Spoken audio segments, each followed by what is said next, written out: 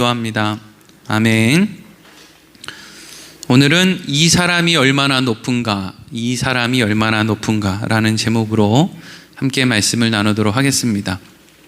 제가 이전에도 몇 번 말씀드렸는데, 여러분 기독교는 우리가 하나님의 말씀을 이렇게 읽을 때 분명히 우리가 먼저 분명히 하고 하나님의 말씀을 대해야 되는 건 뭐냐면, 기독교는 내 힘으로 할 수 없다라는 생각을 가진 사람들이 모이는 곳이에요. 이걸 절대 잊어버리면 안 됩니다. 요만큼만 하면 하나님이 복 주실 거야, 그러니까 열심히 요만큼만 하세요 라고 하는 말은 전부 가짜예요. 여러분, 이 땅에 예수님이 왜 오셔야만 됐는지를 우리는 늘 기억해야 됩니다. 방법이 없어서 하나님이 우리에게 요만큼만 하면 돼, 이만큼만 하면 돼, 아무리 얘기를 해도 우리가 그만큼을 못하니까 하나님이 우리를 대신해서 그 역할을 감당하게끔 하나님의 아들을 이 땅에 보내서 죽이기까지 하셔야 됐던 거예요. 그러니까 우리의 힘으로는 무엇인가를 이룰 수가 없다 하는 거예요. 근데 여기서 멈추면 안 되고요, 한 가지 더 우리 힘으로 할 수 없는 게 뭐냐면, 우리의 힘으로는 예수를 믿을 수도 없다라는 것까지 가야 돼요. 그래야 우리는 진짜 그리스도인이 됩니다. 우리가 예수를 믿게 된 것이 내 선택에 의한 것이 아니라 하나님이 나한테 복을 주셨기 때문에, 성령이 나에게 임하셨기 때문에 나는 예수를 믿게 되었다. 이걸 고백하게 되는 사람들의 모임이 그리스도인, 기독교인, 교회에 모이는 사람들이에요. 그러니까 여러분, 교회는 나처럼 해봐, 나처럼 하면 하나님이 복 주셔 라고 하는 말이 사실은 존재할 수 있을까요? 없을까요? 없어요. 없습니다. 금식해봐, 기도를 오래 해봐, 전도해봐, 그러면 하나님이 복 주실 거야 라고 하는 그 말을 할 수 있을까요? 없을까요? 없어요. 성경엔 그런 말이 없어요. 그건 사람들이 그냥 만들어내는 거예요. 왜? 그렇게 해야 교회가 더 잘 유지될 거라고 사람 머리에 그런 생각이 들기 때문이죠. 여러분 생각해 보세요. 교회의 교인들이 주중에도 늘 나와가지고 계속 교회에서 소위 중보기도팀이라는 말을 가지고 하루에 24시간을 계속 사람들이 돌아가면서 기도하는 교회가 있고, 어떤 교회는 일주일 동안 아무것도 안 하는 교회가 있어요. 여러분, 어떤 교회가 사람의 생각으로는 더 잘 될 것 같은 교회인가요? 일주일 내내 사람들이 모여서 기도하는 교회예요. 그렇죠? 근데 그것이 만약에 정말 우리가 기도하기 때문에 교회가 잘 되고 기도 안 하기 때문에 교회가 안 된다라는 가정을 한다면, 그러면 기도하는 사람들 외에 다른 교인들이 나쁜 짓 하는 건 어떻게 해요?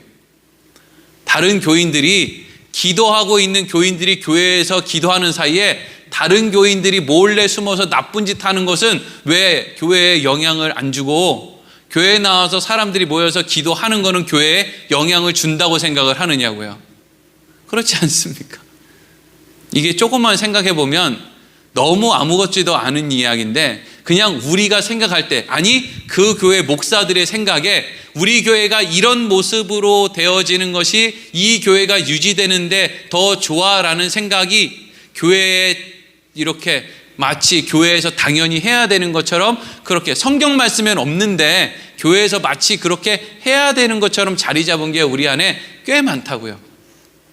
성경은 우리에게 뭘 가르쳐 주냐면은 하나님이 어떻게 하시는가를 가르쳐 주는 책이에요.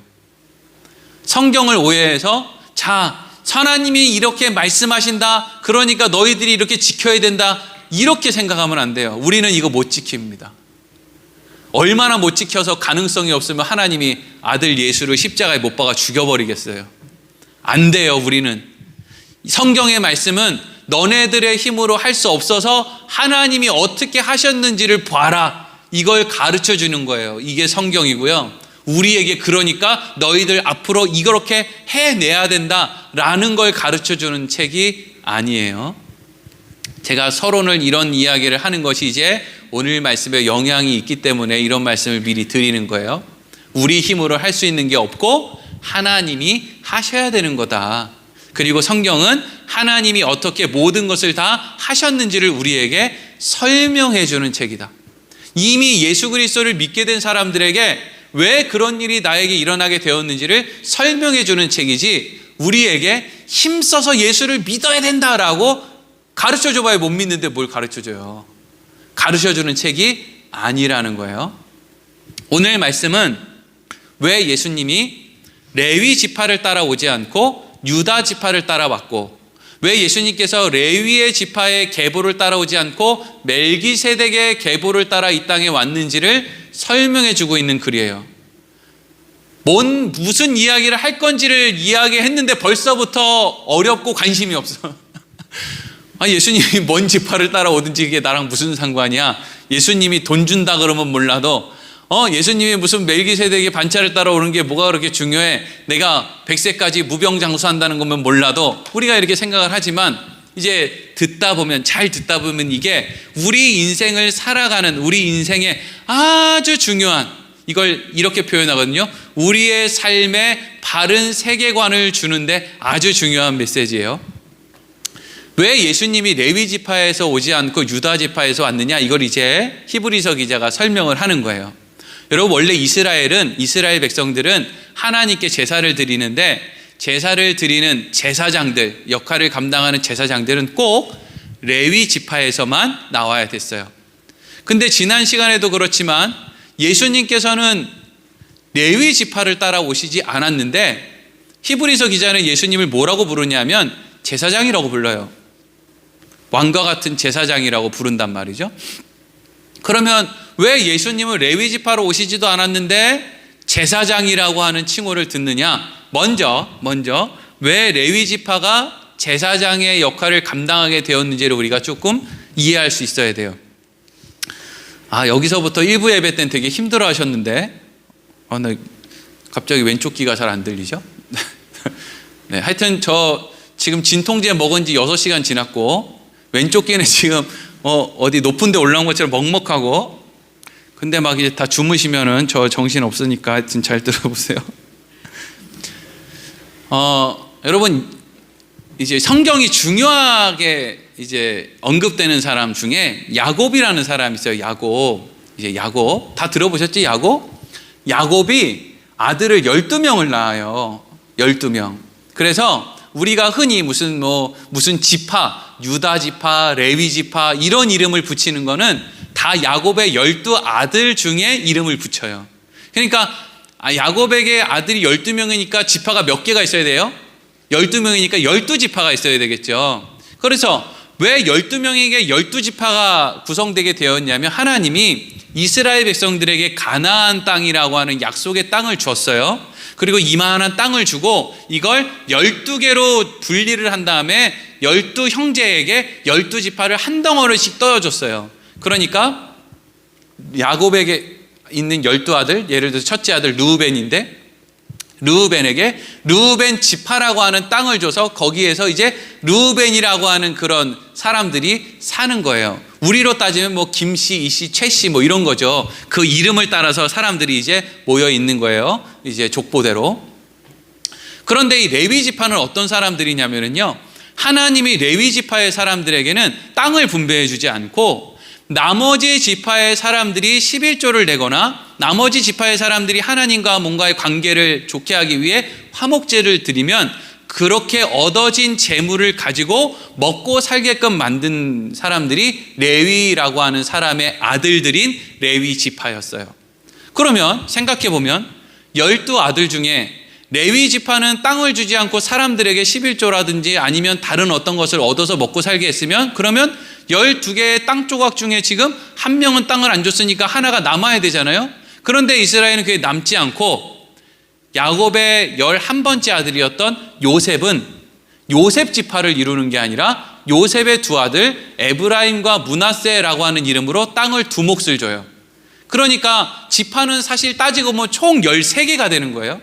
13개의 지파 중에 레위 지파는 땅이 없이 다른 사람들이 주는 11조나 아니면 다른 사람들로부터 오는 화목제물의 제물을 먹으면서 살았단 말이죠.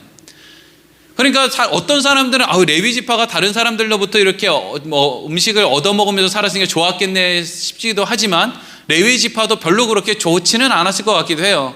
여러분들은 여러분들 땅 갖고 거기서 얻어지는 수확물을 먹고 살고 싶으세요? 아니면 옆집이 수확물을 낸 거에서 동네방네 돌아다니면서 10분의 1씩 얻어서 먹고 싶으세요?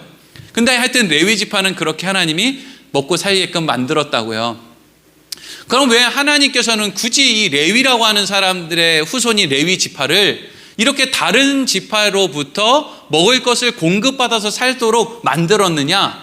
이게 중요한 의미가 있기 때문이에요. 누구 편에서 중요한 의미냐면요, 하나님의 백성들에게 뭔가를 계속 가르쳐 주기 위해서 하나님이 굳이 이런 일을 하셨다는 거예요. 자, 여기까지 어쨌든 잘 통과했어요. 이제 여기서 조금 더 이제 들어가는 거예요. 어디로 들어가느냐? 그러면 하나님이 왜 레위 지파에게 이런 역할을 맡기셨느냐를 설명을 이제 해야 되는데, 그러기 위해서는 이스라엘 백성들이 애굽, 이집트의 노예살이를 하는 곳으로 가야 돼요. 이스라엘 백성들을 하나님이 이집트에서 살게 하셨어요. 원래 이스라엘이 이집트에 들어가서 살 때는 70명만 들어갔어요. 근데 그곳에서 400년 동안 살면서 인구가 남자만 60만 명으로 불어나게 됐어요. 하나님이 이스라엘 백성들에게 좋은 환경을 허락해 주신 거였죠. 애초에 이스라엘이 애굽에 들어갈 때는 고난을 받으려고 들어간 게 아니라 축복을 받으려고 들어간 거였어요. 그런데 거기에서 사람들이 세상의 복을 누리다 보니까 뭘 잊어버리기 시작했냐면 하나님을 새까맣게 잊어버리기 시작했어요. 그래서 하나님께서는 이스라엘 백성들에게 고난을 허락하셨어요. 여러분, 하나님이 우리 인생에 고난을 줄 때 가장 큰 이유 가운데 하나는 자꾸 하나님을 잊어버려서 그래요. 참 안타까운 현실인데 그게 우리의 수준인 걸 어떻게 하겠어요? 자꾸 나 하나님 안 잊어버렸는데, 아니에요, 잊어버린 거예요. 중심이 하나님을 잊어버린 거, 하나님의 은혜 잊어버린 거예요. 그래서 불평과 원망과 시기와 다른 사람을 향한 탓과 이런 것이 자꾸 나오는 거예요. 그래서 애굽에서 고난을 당하고 있던 이스라엘 백성들에게 하나님이 모세를 보내고, 그래서 그들을 이스라엘을 애굽에서 건져내는 것을 우리가 출애굽이라고 하죠. 근데 그 출애굽 할 때 이집트의 왕 바로가 계속 이스라엘 백성들을 보내줄 것 같이 하다가 재앙이 끝나면 안 보내주고 계속 그렇게 하는 거예요. 그래서 10번이나 그 짓을 하다가 10번째 재앙이 뭐였냐면 그 집에 장자가 죽는 그런 심판이었어요.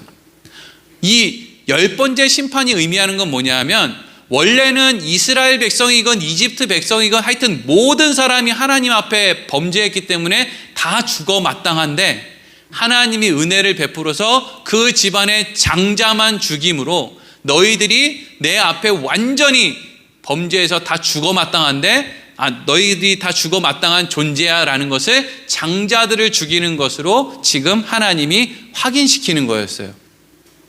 근데 이 10번째 재앙은 다른 재앙도 마찬가지지만 애굽에 사는 사람들에게만 해당되는 게 아니라 이스라엘 백성들에게도 해당이 됐단 말이죠. 그러니까 하나님이 보실 때 이스라엘 사람들이라고 해서 범죄하지 않은 게 아니었어요. 모든 사람들이 다 범죄했고, 그래서 다 죽어야 되는데 다 죽이지 않고 장자만 죽이시겠다 이렇게 말씀을 하신 거예요. 근데 이 장자만 죽이시겠다라고 하는 재앙 가운데 하나님이 한 가지 피할 길을 열어 놓으셨는데, 그게 뭐냐면 어린 양을 잡아서 그 피를 이제 문의 설주와 임방, 즉 집에 이제 문 틀에다가 이렇게 발라 놓으면 장자를 죽이러 오는 죽음의 사자들이 그 피를 보고 이렇게 넘어가게 될 것이다. 이게 이제 하나님이 주신 방법이었단 말이죠. 인간이 생각해낸 방법이 아니고요, 하나님이 가르쳐준 방법이고요, 인간이 어떤 의로움을 행했기 때문에 자격이 생겼기 때문에 살아나는 게 아니라 그냥 어린 양의 피 때문에 살아나게 되는 거예요. 그 어린 양의 피가 발라져 있는 집은 그 집안에 애굽 사람이 있어도 그 애굽 사람은 장자가 살아나는 것이고, 그 집 밖에 있으면 이스라엘 사람이라고 해도 그 집 밖에 있으면 장자가 죽는 거예요. 그런데 이때 하나님의 말씀에 순종해서 이스라엘 백성들이 자기 집 문에 어린 양의 피를 발랐고, 그날 밤에 죽음의 사자가 왔을 때 애굽에 있는 다른 어린 양의 피를 바르지 않은 모든 집의 장자들은 전부 다 죽었는데, 이스라엘 백성들 문에 피를 발라놓은 집에 있는 그 장자들은 다 살아나게 되었다라는 거예요. 여기까지 이제 막 들어보셨을 거예요. 이렇게 상세하게 천천히 이렇게 듣지는 않아도 하여튼 여태까지 안 들어본 사람 별로 없을 거예요. 그래서 이스라엘 백성들을 이제 애굽의 왕 바로가 풀어줘요. 이스라엘 백성들이 이제 광야로 이제 나가게 돼요. 그런데 그 이후에 하나님이 중요한 한 가지 명령을 하시는데 요것 때문에 요 앞에 이렇게 길게 설명한 거예요. 네. 네, 안 그래도 제가 물 한 모금 마시고 싶었어요. 요 대목에서. 네, 여기 지금 영상으로 보시는 분들은 무슨 일이 있었지? 네, 궁금하겠죠? 궁금하면 오세요. 집에 이제 저 백신 맞았으니까 침 튀어도 상관없어요. 하나님이 느닷없이 이스라엘 백성들에게 무슨 명령을 하느냐? 야, 너희들 말이야, 너희들 중에 레위 지파는 앞으로 내 거야. 이렇게 말씀을 하세요. 원래 너희들이 10번째 재앙에서 너희들의 장자들이 다 죽어야 되는데 너희들의 장자들이 내가 가르쳐준 어린 양의 피를 문에 바르는 걸 통해서 다 살았지. 너희들의 장자들이 다 살았잖아. 근데 너희들의 장자들을 다 내 거라고 원래는 해야 되는데 그러면 너희들 지파마다 어려움이 생길 게 뻔하니까 그렇게 하지 않고 그냥 대표로 레위 지파의 사람들만 내 것으로 여김으로 너희들의 모든 장자들이 나 때문에 살았다는 걸 너희들이 날마다 보일 수 있도록 내가 할 거야. 그래서 레위 지파를 하나님이 너희들은 내 거야 라고 소속을 하나님의 소속으로 완전히 바꿔줘 버렸어요. 그러니까 이스라엘 백성들이 레위 지파의 사람들에게 10분의 1을 주어서 그들을 먹여 살려야 되는 이유는 뭐냐 하면 레위 지파의 사람들에게 계속해서 뭘 고백하느냐? 우리는 이게 레위 지파에게 주는 거지만 사실은 하나님께 드리는 거거든요. 레위 지파를 먹여 살리는 일을 통해서 우리는 하나님이 살려주셨어요. 우리는 하나님 때문에 살았어요. 우리는 하나님 소속이에요 라고 하는 걸 끊임없이 고백하는 게 다른 지파의 사람들이 레위 지파에게 11조를 주어서 먹고 살게 만드는 그런 제도였다는 거예요. 그러니까 이 모든 제도를 통해서 하나님이 하고 싶었던 건 뭐냐면요, 내가 너희들 살린 거야. 나 아니면 너희들은 살 수 없어 라고 하는 것을 아주 구체적으로 하나님이 이스라엘 백성들에게 아주 쉽게 가르쳐 준 거죠. 막 눈앞에서 장자가 죽고 살고 막 이런 게 눈앞에 막 보이니까 왜 사람들이 그걸 잊어버리겠습니까? 그런데 하나님이 이걸 얼마나 치밀하게 하시느냐 하면은요, 장자의 죽음에서 면함을 받은 이스라엘 백성들 장자의 수가 몇 명이었냐면 22,273명이었어요. 잘 기억하죠? 네, 설교 준비하면서 외운 거예요. 원래 알고 있던 게 아니라.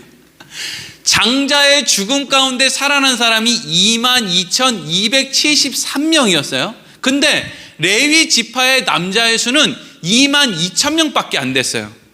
하나님이 내가 너희들 장자를 대신해서 레위 지파를 내 거로 받을 거야 라고 하면 숫자가 맞아야 되는데 살아난 사람이 레위 지파, 하나님의 소속이 된 레위 지파의 사람들보다 273명이 더 많은 거예요. 그러니까 하나님이 어떻게 하느냐? 야, 273명 너희들이 더 살았지. 그 한 사람 한 사람을 돈으로 환산해서 노예 값으로 돈으로 환산해서 그 사람들 몫을 레위 지파에게 줘. 그래서 그 숫자를 똑같이 맞춰. 이렇게 하나님이 명령을 하시는 거예요. 이것이 하나님이 보이시기에 얼마나 우리에게 가르쳐주고자 하는 내용이 중요했으면 이 숫자를 지금 똑같이 맞추고 있는 거예요. 그래서 민수기 3장 45절에서 48절에 이렇게 돼 있어요. 같이 읽어보겠습니다. 시작. 이스라엘 자손 중 모든 처음 태어난 자 대신에 레위인을 취하고 또 그들의 가축 대신에 레위인의 가축을 취하라. 레위인은 내 것이라 나는 여호와니라. 이스라엘 자손의 처음 태어난 자가 레위인보다 273명이 더 많은즉 속전으로 한 사람의 5세겔씩 받되 성소의 세겔로 받으라. 한 세겔은 20계란이라. 그 더한 자의 속전을 아론과 그의 아들들에게 줄 것이니라. 아멘. 요 짧은 내용을 이렇게 길게 설명을 했어요. 무슨 내용인지 아시겠죠? 근데 여기의 핵심은 왜 레위 지파에게 하나님이 땅을 주지 않고 백성들로 하여금 11조를 받아서 살게 만들었느냐? 이 모든 것 안에는 하나님이 이스라엘을 살린 거야. 원래는 장자가 죽어야 되고 원래는 다 죽어야 되는데 은혜로 장자만 죽어야 되고 그 장자라도 죽어야 되는데 그 장자조차도 죽지 않은 건 하나님이 너희를 살려주셨기 때문이야. 그러니까 너희들이 레위 지파를 볼 때마다 우리는 하나님 때문에 살았어 라고 하는 걸 늘 기억해야 되겠지? 그리고 레위인들을 먹여 살리기 위해서 11조를 그들에게 바칠 때마다 우리는 하나님에게 속한 사람들이야 라는 걸 기억해야 되겠지. 이게 하나님이 하시고 싶은 말씀이에요. 여기까지. 그러니까 이제 레위 지파의 사람들은요, 잘 생각해 보면 이미 누구 거예요? 레위 지파는 하나님 거예요. 하나님에게 속해 있는 사람들이에요. 그러니까 레위 지파의 사람들이 하나님에게 제사를 지내는 건 하나님에게 속해 있는 사람이 하나님께 제사를 지내는 것으로 다른 사람들의 죄를 씻어주는 역할을 하는 게 레위 지파가 했던 제사의 제도였어요.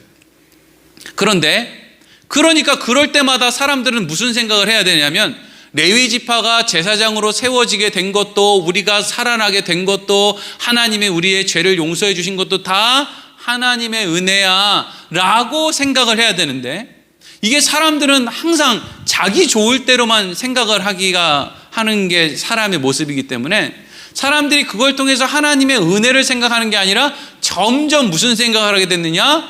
우리가 제물 갖다 바치니까 그나마 이 정도로 제사 지낼 수 있지. 하나님은 우리가 제사 제물을 바치기 때문에 우리의 죄를 용서해 주시는 것이지 라는 식으로 점점 어쨌든 왜곡되고 변질되어 갔다 하는 거예요. 자, 그러니까 어찌됐든 레위 지파에서 제사장이 나오는 건 맞은데 왜 예수님은 그럼 레위 지파로 오지 않고 멜기세덱의 계보를 따라 와야만 되는 것인가? 방금 이야기했던 그런 것 때문이에요. 이스라엘 백성들에게부터 세워진 레위 지파가 점점 변질되어서 원래 본 뜻이 무엇인지를 잊어버리기 시작했기 때문이에요. 자, 예수님께서는 멜기세덱의 계보를 따라오세요. 예수님이 멜기세덱의 계보를 따라오셨다는 것은 우리가 지난 시간까지 몇 번이나 지금 반복해서 얘기했지만, 멜기세덱이라고 하는 사람이 원래 아브라함이 이길 수 없는 전쟁에 참여했다가 이기고 돌아왔을 때 이 모든 전쟁의 승리는 하나님이 너한테 허락해 주신 거야 라고 하는 것을 멜기세덱이 설명해 줬다고 그랬죠. 여러분, 여기서 우리가 더 이제 조금 더 이제 많이 설명을 했으니까 더 중요하게 생각해야 되는 건 뭐냐면요, 아브라함이 지금 조카 롯을 구하기 위해서 네 개 나라 연합군을 향해서 318명의 사람을 데리고 간 것이, 여러분, 어리석고 연약한 우리들의 모습을 대변해 주는 거랑 같은 거예요. 여러분, 4개군 연합군을요, 아브라함은 못 이겨요. 절대 못 이기는 싸움이에요. 계란으로 바위치기보다 더 못 이기는 싸움이에요. 이건 마치 우리가 소총 하나 들고 저기 미국에 있는 부대를 막 급습해서 거기에서 내가 뭔가를 얻어오겠다라고 하는 것보다 더 어려운 일이에요. 이게 우리가 인생을 사는 방법이에요. 우리가 인생을 사는 모습이라고요. 그냥 318명, 나 요 정도면 이길 수 있겠지? 근데 아브라함은 왜 그렇게 어리석은 일을 해요? 내 조카 롯을 구해야 되겠다는 거예요. 아니, 내 조카 롯을 구하거나 구하지 않는가, 이게 뭐 의롭다 의롭지 않다 이걸 설명하려는 게 아니라, 내 조카 롯을 구하는 그 목적이 좋으면 실력이 따라가느냔 말이에요. 실력이 안 따라가잖아요. 아브라함은 원래 죽으러 간 거나 다름없어요. 절대 못 이기고요, 살아 돌아올 수 없어요. 그래서 멜기세덱이 나올 수밖에 없는 거예요.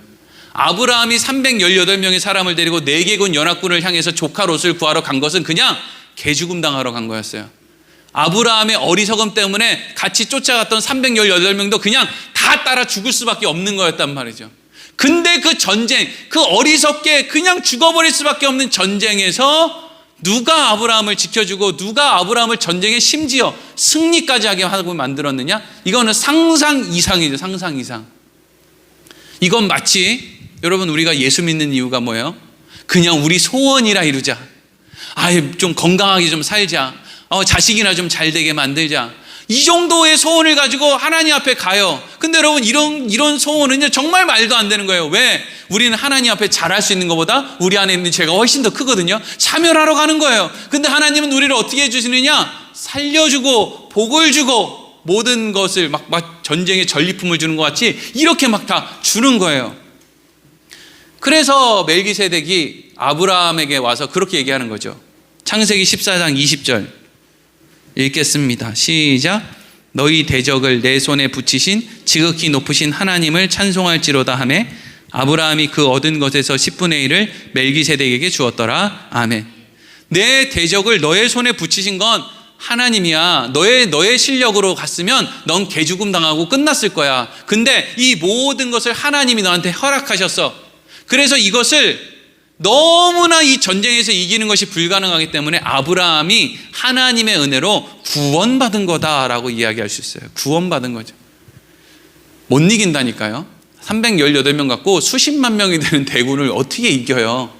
그리고 이 사람들은 목축하고 나무 막대기 들고 다니는 사람이고 여기는 칼 들고 있는 사람인데 어떻게 이기냐고요? 말도 안 돼. 원래는 그냥 개죽음 당하고 끝나는 거예요. 근데 하나님이 막대기 들고 쫓아간 사람들이 승리하게 해주셨다고요. 이게 지금 멜기세덱을 통해서 하나님께서 아브라함에게 가르쳐 주는 거예요. 하나님과 함께하는 사람에게 하나님이 주시는 복이 이런 거라는 것이죠. 그리고 아브라함은 멜기세덱을 통해서 하나님에게 11조를 드림으로 하나님, 저요 그런 하나님의 나라의 백성이 될래요. 저는 그런 하나님의 나라의 소속이 될래요 라고 하는 마음으로 신앙 고백을 한 것이 11조를 드린 일이죠. 자, 여기서 이제 질문이 있는 거예요.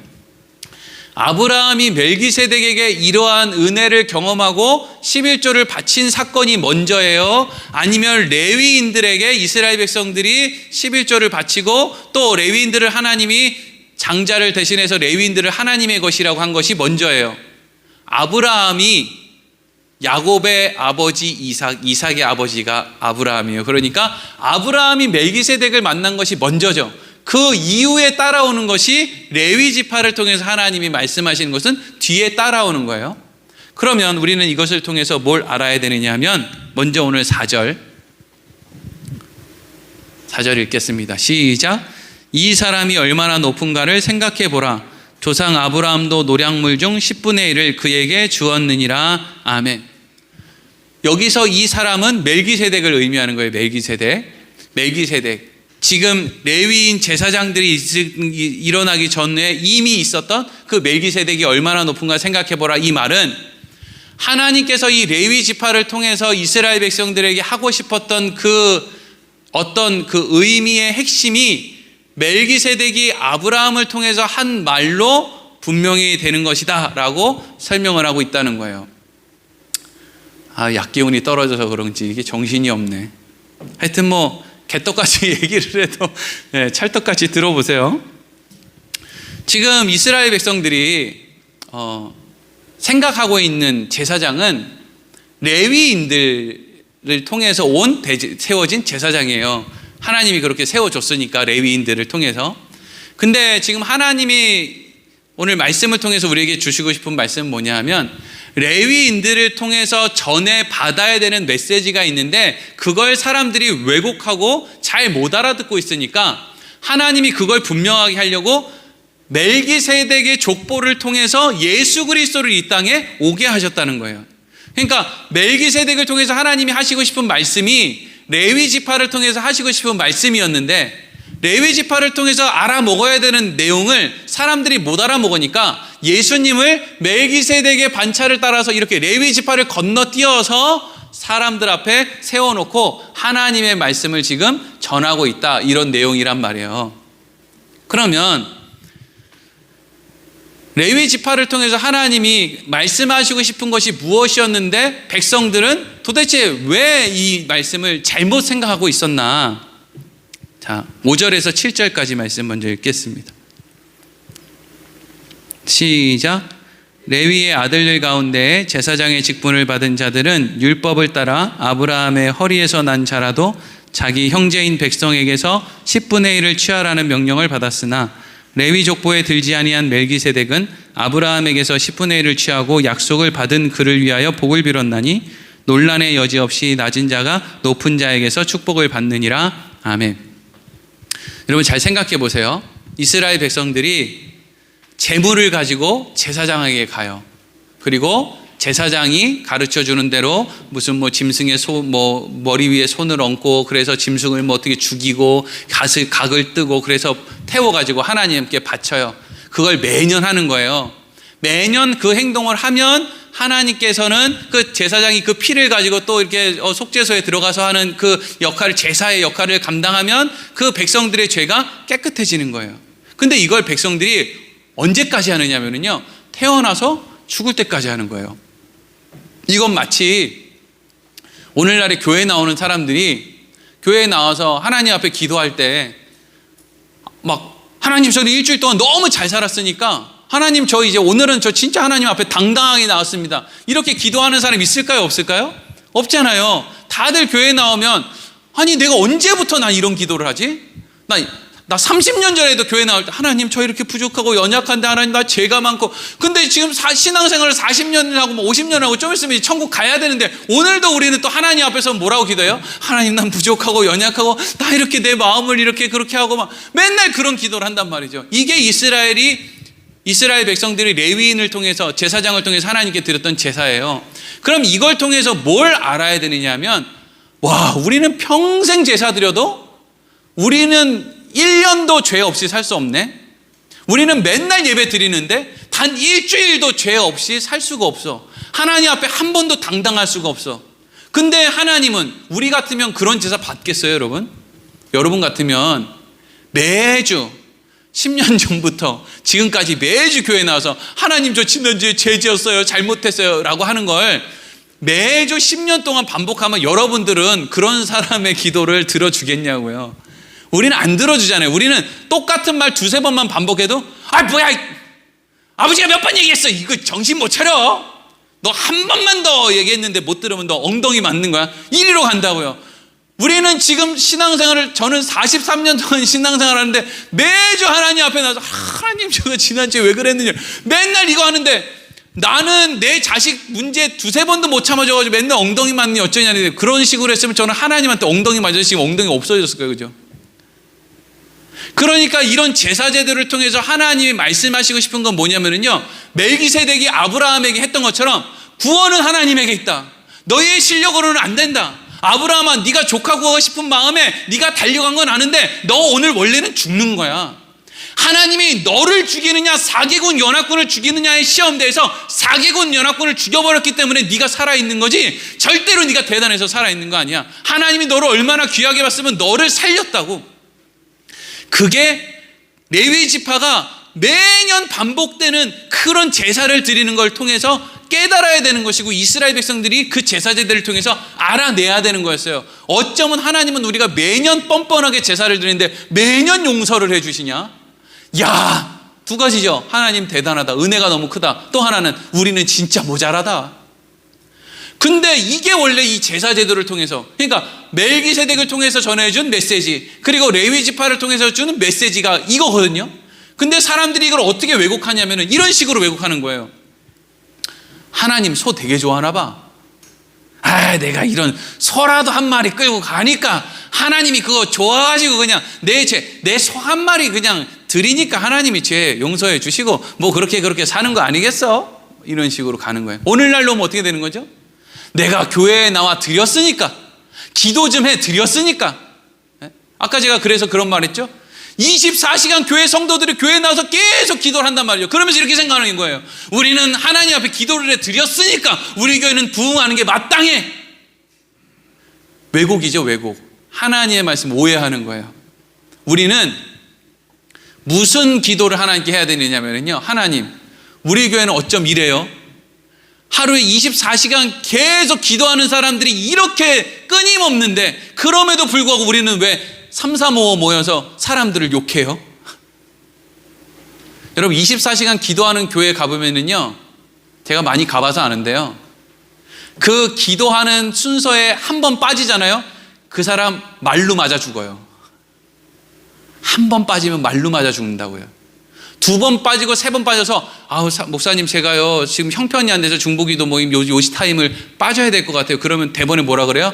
믿음이 없고 애초에 안 한다 그랬으면 그런 말 들을 필요도 없는데 뭐 좀 잘 해보려고 그러다가 형편이 안 돼서 못 한다 그러면 말로 패 죽인다니까요. 교회에서 무서워서 뭘 맡기지는. 그래서 우리 교회는 말로 안 패 죽이려고 안 하잖아요. 우리는 다 살아있어. 우리는 죽일 사람이 없어. 우리 너무 생생하게 잘 살아있어요. 다 이게 여러분 목사의 사랑의 어린 뜻이에요. 우리가 별거 안 하는 게 다 살려드리려고. 안 그러면 맞아 죽는다니까요. 전도팀 52주 매주 나오다가 전도팀 한 번만 빠져봐요. 전도팀 나온 사람들이 한 번 빠진 그 권사님 집사님, 장로님 말로 죽여요, 말로. 그러면 우리는 그 가운데 뭘 생각해야 돼요? 우리가 뭘 잘한다는 게 아니라, 야, 우리 참 별 볼 일 없다. 전도 시기나 하겠다고, 기도 시기나 하겠다고 모여가지고 3, 3, 5 다른 사람 흉이나 보는 게 우리 실력이구나. 하나님, 우리 실력 이렇게 없어요. 예수님 아니면 우리는 어떻게 살까요? 이리로 가야 되는데 사람들이 그리로 가지를 못하고, 여러분, 이리로 가는 건 성령이 가르쳐줘야 가는 거예요. 우리 임의로 가는 게 아니에요. 우리를 낮아지게 만드는 건 성령이 우리에게 가르쳐주는 거예요. 대부분의 사람들은 어디로 가느냐? 나처럼 기도 많이 하는 사람 있으면 나와보라고 그래. 내 말 들어야지. 내가 기도 제일 많이 하는데, 내가 전도를 이렇게 많이 해서 교회를 이렇게 세웠는데. 이리로 가요, 사람들은. 그게 사람들의 몸에 더 익숙한 넓은 길이에요. 좁은 문은, 야, 이렇게 한다고 하면서도 나는 이거밖에 못하네. 이리로 가는 거라고요. 근데 하나님은 지금 계속 멜기세덱을 통해서도 그렇고, 레위인들, 제사장들을, 제사 제도를 통해서도 그렇고, 계속 하나님이 우리에게 뭘 가르쳐 주시고자 하느냐? 우리의 힘으로는 할 수 없고 하나님이 우리에게 구원을 베풀어 주셔야 된다. 여기로 가야 된단 말이죠.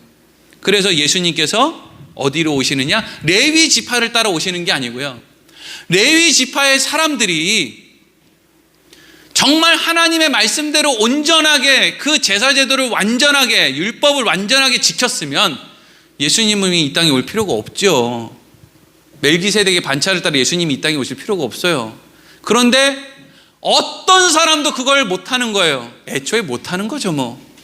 그러니까 멜기세덱의 반차를 따라 예수님이 오심으로 애초에 너희들이 했던 그 모든 종교의 모습들, 종교 의식들, 그 핵심은 뭐냐? 하나님밖에는 너희를 구원할 분이 없다라는 게 그것의 핵심이야 라는 것을 멜기세덱의 족보를 따라서 예수님이 오시게끔 하는 것으로 드러나게 하신다는 거예요.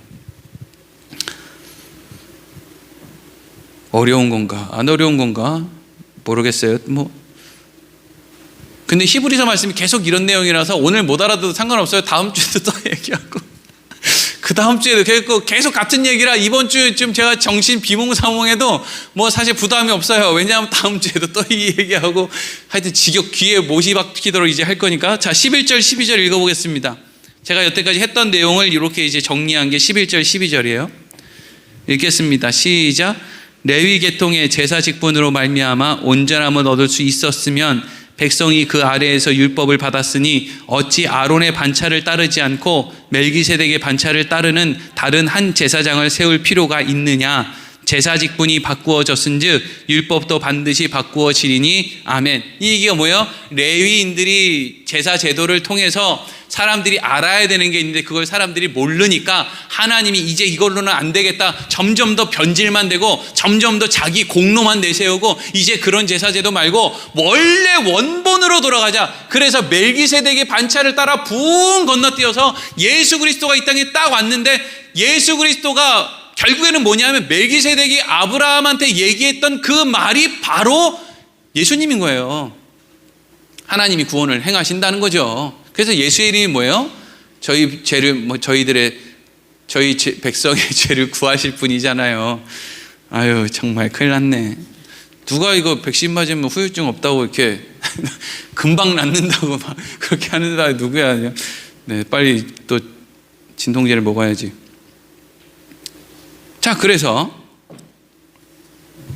이제 여기서 이제 오늘 이제 거의 마칠 거예요. 한 가지만 더 생각하고 마칠 거예요. 그러면 이렇게 하면 되잖아요.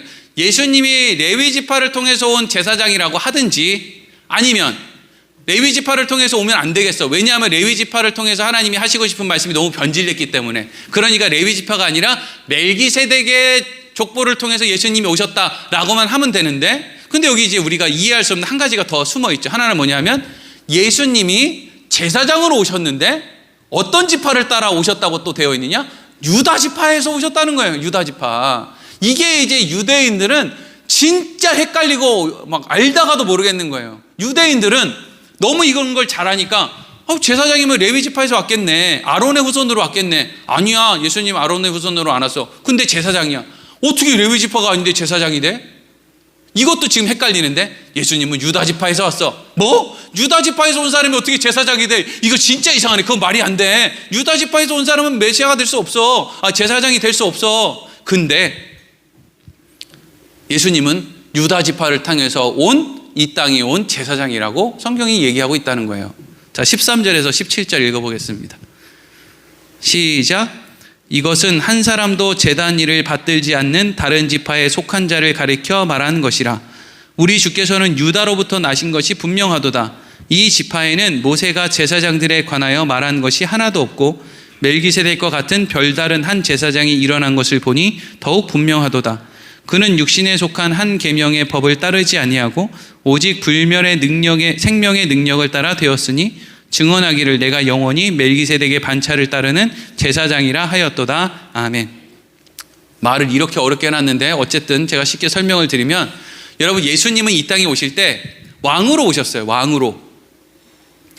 그래서 예수님이 오셨을 때 동방박사 아시죠? 동방박사? 동방박사들이 별을 보고 찾아왔을 때 제일 먼저 간 곳이 어디였죠? 점괘를 따라가 보니까 예루살렘 왕궁으로 갔어요.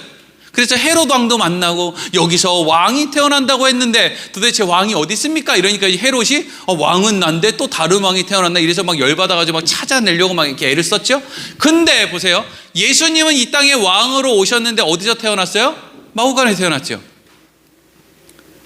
왕궁에서 태어나지 않았어요. 근데 예수님 보고 왕이라는 거예요. 그리고 예수님은 이 땅에 살아갈 때 우리가 그냥 쉽게 생각하는 왕의 모습으로 산 적이 있을까요? 없을까요?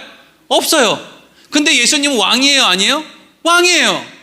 그래서 여러분, 예수님의 삶을 따라 예수님과 같은 하나님에게 택하여 하나님이 허락한 역할을 맡은 예수님이 먼저 가신 그 좁은 문을 따라간 우리들을, 성경이 우리들을 뭐라고 하느냐면요, 베드로전서 2장 9절 읽어보겠습니다. 시작. 그러나 너희는 택하신 족속이요 왕같은 제사장들이요 거룩한 나라요 그의 소유가 된 백성이니 이는 너희를 어두운 데서 불러내어 그의 기이한 빛에 들어가게 하신 이의 아름다운 덕을 선포하게 하려는 하심이라. 아멘.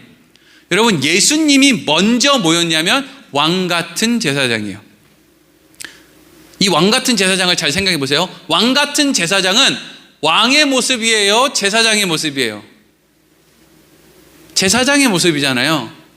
왕인데 모습은 뭐라는 거예요? 제사장이라는 거예요. 그게 예수님이라는 거예요. 왕이에요. 신분은 왕인데 이 땅에서 제사장으로 산다는 게 왕 같은 제사장이에요. 여기서 왕이라는 것은 그러나 너희는 택하신 족속이요. 어느 나라의 택하신 족속? 하나님의 나라의 택한 족속이에요. 하나님의 자녀라고요. 하나님이 왕이니까 하나님의 택함을 받은 사람들은 다 뭐예요? 왕이에요. 예수님도 왕이죠. 근데 이 땅에 오실 때 왕궁에서 태어나지 않고 왜 마구간에 태어나요? 제사장으로 보여지시기 때문이에요. 이게 중요한, 오늘날 그리스도인들이 중요하게 생각해야 될 세계관을 우리에게 주는 거예요. 우리는 이 땅에서 예수 믿으면 왕이 되는 게 아니에요. 왕 같은 제사장이 되는 것이죠. 하나님의 택함을 받은 사람들은 다 왕 같은 제사장이에요. 왕이 되게끔 해준다고 하지 않는다고요. 그럼 왕 같은 제사장은 뭐예요? 이미 하나님의 나라가 허락되었어요. 그래서 우리는 신분은 왕이에요. 그때가 되면 그 왕국으로 갈 거예요. 하나님의 나라로. 그러니까 죽는 것이 두렵지 않은 거예요. 사실 우리는 죽는 게 두려운 게 아니라 죽을 때 아플까 봐 두렵잖아요. 근데 어떻게 하겠어요? 아플 걸 어쩔 수 없지. 아파야 되면 아파야지 뭐. 누구나 그렇게 얘기할 거예요. 죽는 게 두려운 게 아니에요. 네? 누가 너 예수 안 믿으면 뭐 예수 믿을래? 안 믿을래? 너 예수 믿으면 죽어? 이러면 사람들이 그러겠죠. 안 아프게만 죽여주시면 더 예수 믿고 죽을래요? 막 고문하고 막 손톱 발톱 뽑는다고 막 이러니까 막 겁나잖아요. 근데 사실 그냥 그렇게 안고 그냥 죽는 거 뭐 겁이 나요? 왜 죽는 게 겁이 안 나요? 우리는 그 이유를 아니까 겁이 안 나죠. 어디론가 갈 거니까.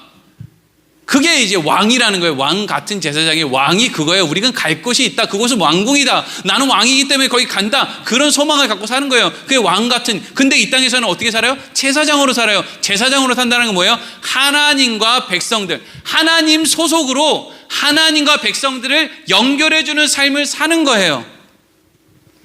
그게 우리의 삶이에요. 그래서 우리는 억지로 양보할 수밖에 없는 상황으로 끌려가요. 어려워서 죽겠는데도 불구하고 예수를 인정할 수밖에 없는 자리로 끌려가요.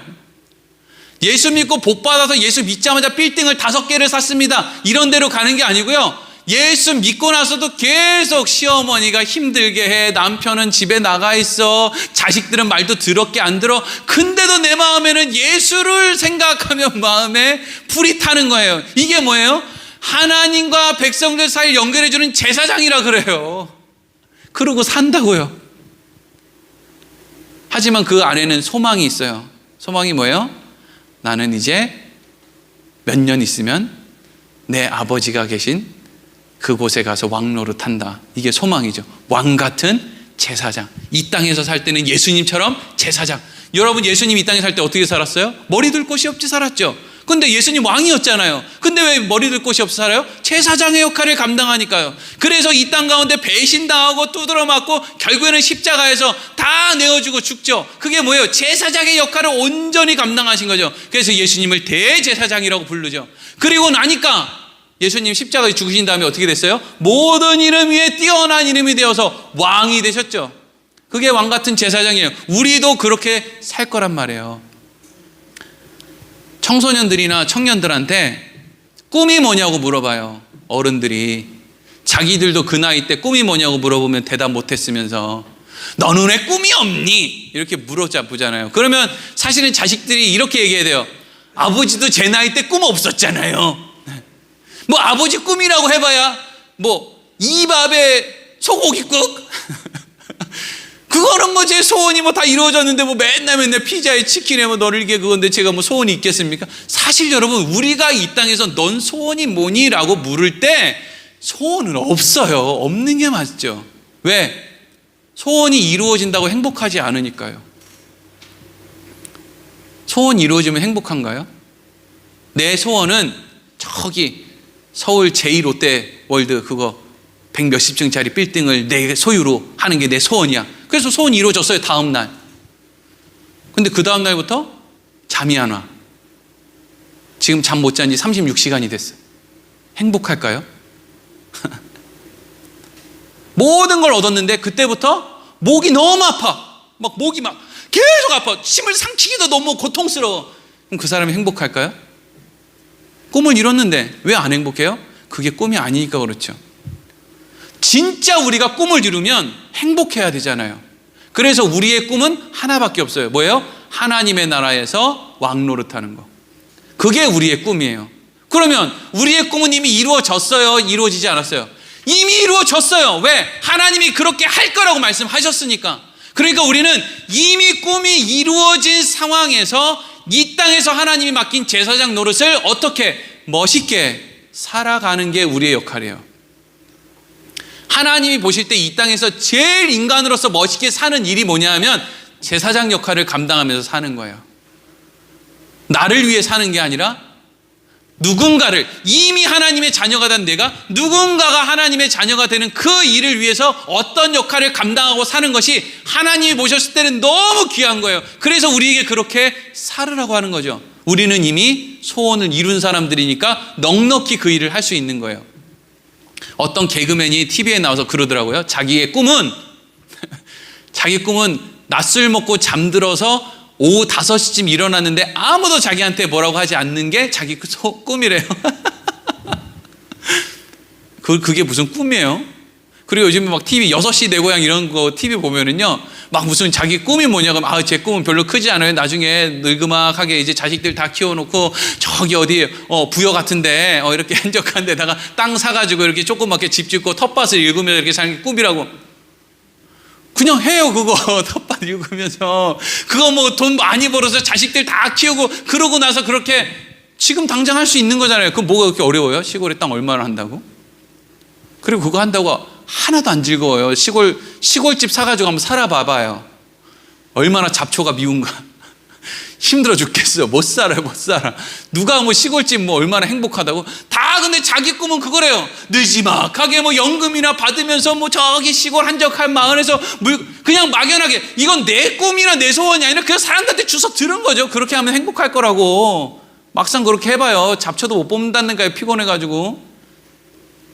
물도 없고 전기도 없고 어떻게 할 거예요? 물 있고 전기 있고 좀 쓸만하고 형편 이런 데로 나오면 도시로 와야 돼. 도시로. 그럼 거기는 인간관계가 또 서먹해. 그래서 또 시골로 가다 보면 삶도 불편한데 사람도 불편해. 여기 뭐 시골은 좋은 게 뭐야.